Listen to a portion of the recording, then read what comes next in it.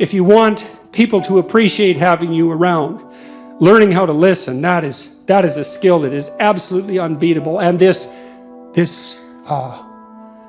technique of summarizing to their satisfaction, that works like a charm. And it's not, you might be a little awkward when you first try it and might feel a little manipulative because you're not that good at it. But if you get expert at it, and you have the greatest conversations with everyone. I had people in my clinical practice who were extraordinarily impaired intellectually and suffering from all sorts of assorted pathologies in addition to that. And if I was listening to them properly, they were as fascinating as anybody I had on the, say, more able and competent end of the spectrum. And you learn so much because there is nothing that people won't tell you if you listen. It is absolutely amazing what people will tell you, and so quickly they'll reveal things they didn't even know about themselves. And they need to know those things often. They've been hidden for years. It's so rewarding. And then this use of attentive reward, that's also, it's fun in a game-like sense once you learn to play it, because you're watching. You think, I'll just wait, this person's going to do something good. Sooner or later, it's like, pat, good work. And people are so thrilled that little manifestation of goodness in their heart that managed to sneak out past their cynicism and boredom was recognized. They're so, what is it? It restores their faith in what's good inside them. It really does.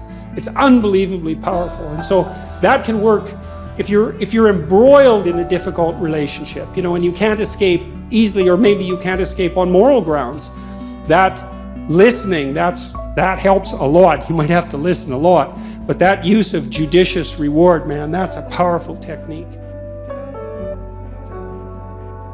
And this is another thing you can do in your own household. This is so useful, man. If you get good at doing this, your life will get so much better. You can't believe it. Is watch the people around you, and whenever they do anything that you would like to see repeated on a regular basis, tell them exactly what they did in detail, with, be positive about it, obviously, and just indicate that you noticed.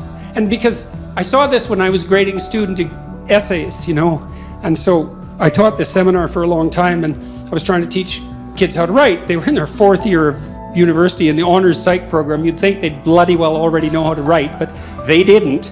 And so I'd have them write a 4-page essay on a given topic, and then they had to rewrite that to a 6-page essay, and then they had to rewrite that to an 8-page essay. And the first essay I graded, it was only 5% of their grade, and I told them, I'm going to cut you into ribbons, but it doesn't matter because it's 5% of your grade, and so they could tolerate that. And generally, by the 3rd essay, they had written the best thing they'd ever written in their life, and they learned so fast it was unbelievable. But one of the things I noticed was that they did a little testing with the first essay. They'd hand in something, it was just like, God, formulaic, boring.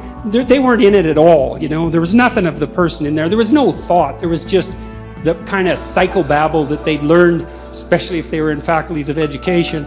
And it was dry and dull, and everything about it was wrong. And so those are hard to grade, right? So what's wrong with my essay?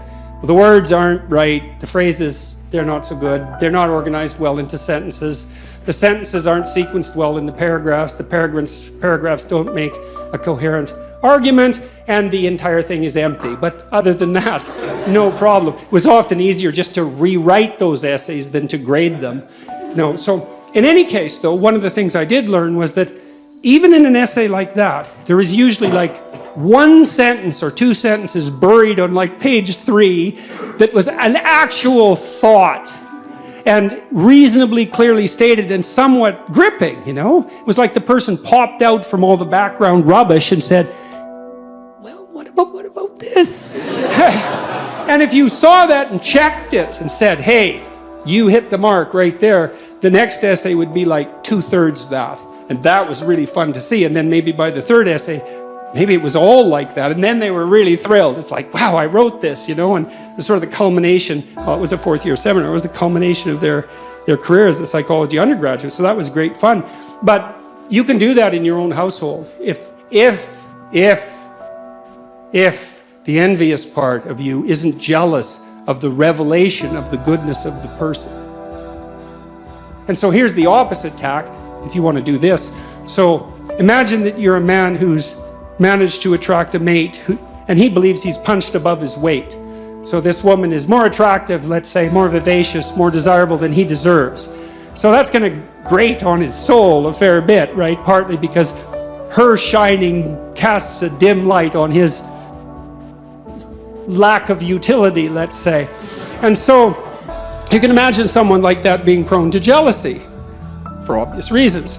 And so the best tack to manage in a situation like that, if you're that man, is to wait till your wife dresses herself up in a particularly attractive manner, and then either fail to notice by occupying yourself with something trivial while she's attempting to gain your attention, or by criticizing her directly for what she's just managed to do.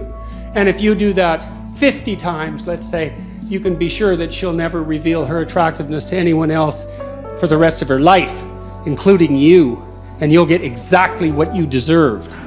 So that's the opposite of watching people carefully.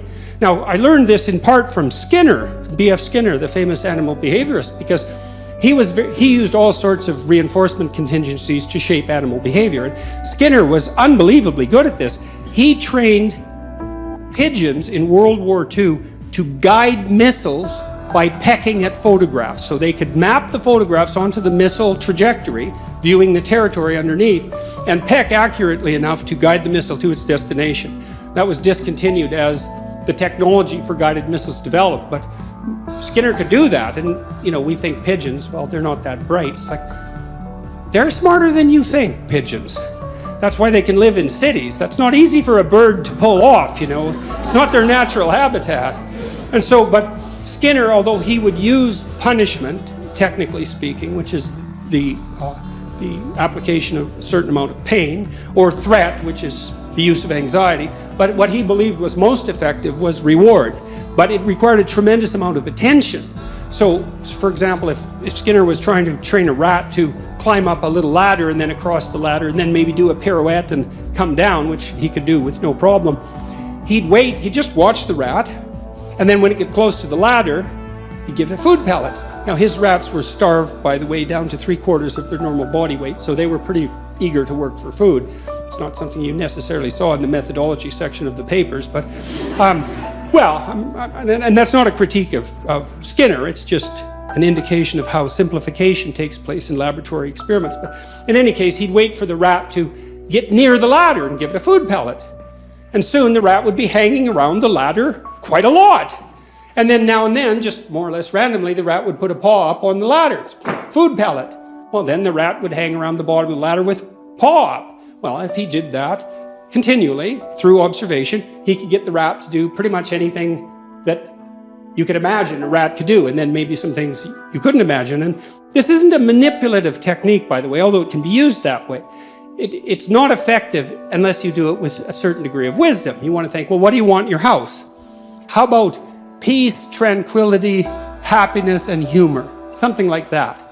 It's not a bad first pass approximation. And you got to get that in your head. It's like, do you want that, or do you want the delights of endless martyrdom?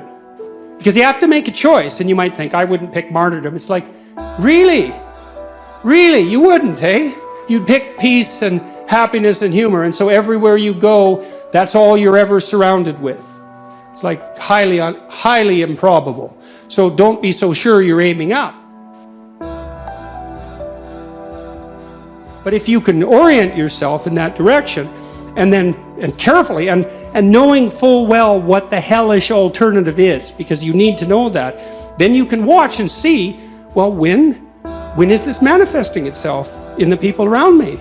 And then you can tell them in detail, I noticed today we're having a discussion at dinner, and you made a spectacularly witty remark right at the right time, and it was provocative but not annoying, and so good work. And then the kid thinks, oh my God, he noticed. And then he's like twice as funny the next day, and maybe not in some unbearable manner. And that really works. It really works. But like I said, you have to quell the envy that would otherwise beset you, and you have to want to aim up, and then you have to not be jealous of the other person's goodness, and you have to be extremely attentive. But man, as a transformation technique, even in extraordinarily difficult relationships, which goes back to your point. There isn't anything I know of that's more effective.